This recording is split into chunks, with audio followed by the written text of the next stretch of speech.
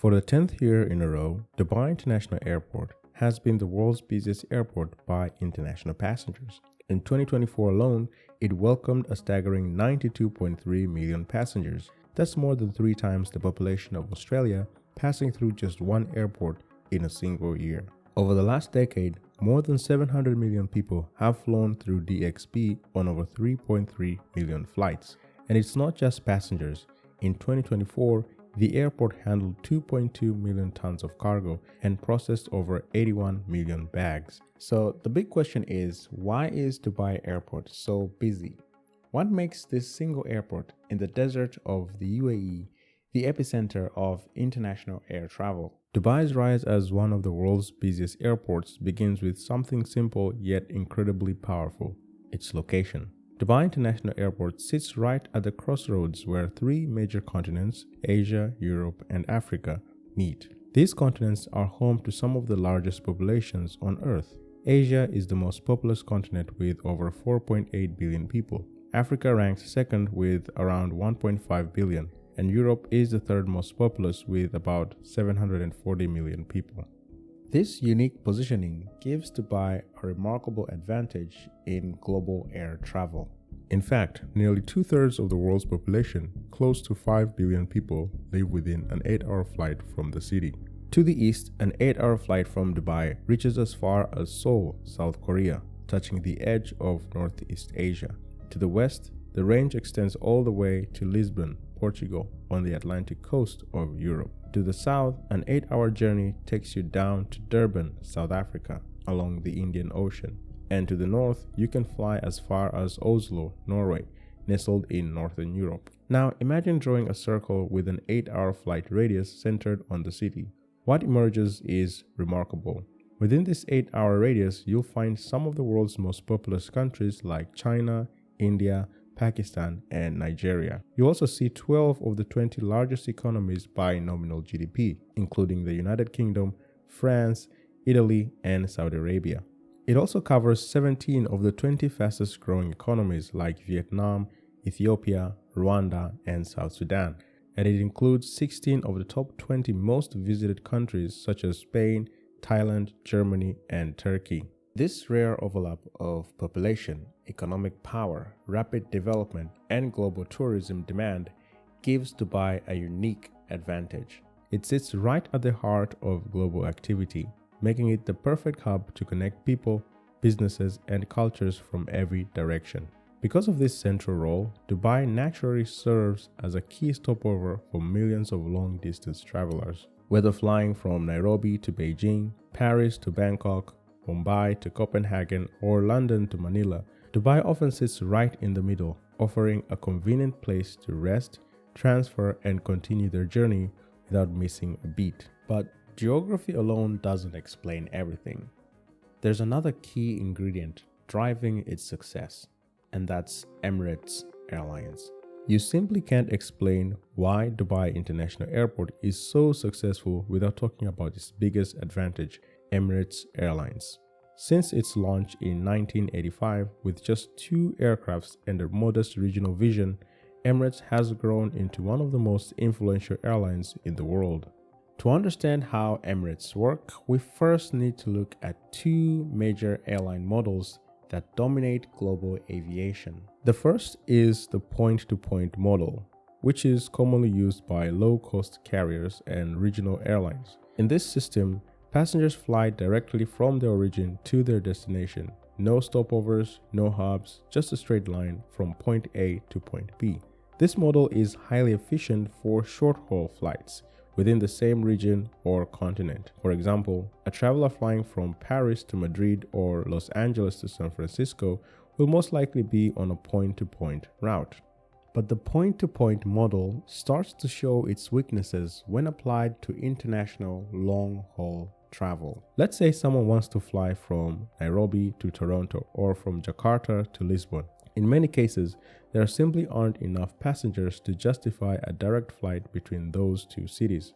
So either there's no direct route at all, or the few that exist are very expensive due to limited demand. Now, Emirates uses the opposite approach, the hub and spoke model. In this system, Instead of connecting every seat directly to every other, Emirates routes most of its flights through a central hub, Dubai International Airport. Here's how it works. A passenger flying from Accra to Tokyo or from Manila to Madrid may not find a direct flight on most airlines. These city pairs don't have high enough traffic to make direct flights profitable on a regular basis. But Emirates solves this by flying passengers from Accra to Dubai, then Dubai to Tokyo, or Manila to Dubai, then Dubai to Madrid. By funneling all traffic through a single hub, Emirates can connect nearly any two cities in the world with just one stop. This model dramatically increases connectivity. Emirates doesn't need to operate hundreds of direct international routes between distant cities. Instead, it only needs to connect each city to Dubai. From there, passengers can transfer onwards to virtually any destination on the airline's network. This gives Emirates the ability to serve more cities with fewer planes, making their operations more efficient and cost-effective. This hub and spoke model is the core of Emirates' strategy, and it's what sets the airlines apart from many of its competitors. But this model wouldn't be nearly as effective without the infrastructure, vision, and financial muscle behind it. Emirates is fully state-owned by the government of Dubai, which means it has enjoyed consistent political and financial support since its inception in 1985. This backing gave Emirates more freedom to take risks that most private airlines couldn't afford. It allowed them to build a long-term strategy around scale, quality, and global connectivity without worrying about short-term profitability in the early years. Over the decades, that investment has paid off. Emirates developed a reputation for high-end service, punctuality, and a wide-reaching network that connects cities across every continent.